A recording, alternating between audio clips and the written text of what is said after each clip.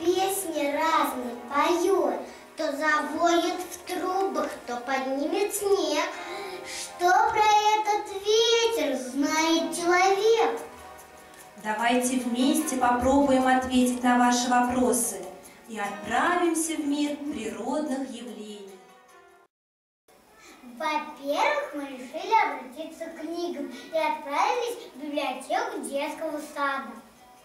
Оказывается, что про ветер написано не только в научных книгах, но еще есть много интересных сказок, которые так любят дети. Екатерина Евгеньевна рассказала нам, как образуется ветер, и объяснила, что такое пурга, торнадо, бриз, юга. Какую пользу приносит ветер? В нашем кинозале, листая страницы журнала «Путемутик», мы нашли многие ответы на многие вопросы.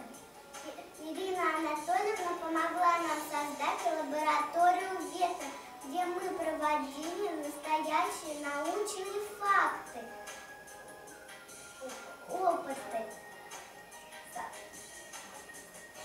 Поняли, какую пользу приносит ветер, почему бывает шторм на море, как ветер помогает путешествовать песку по пустыне. А можно нарисовать ветер? Ведь он же невидимка.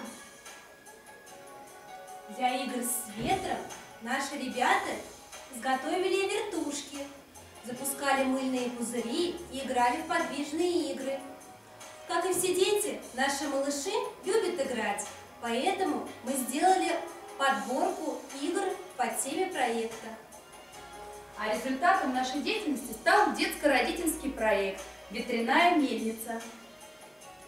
Теперь я понял, какую пользу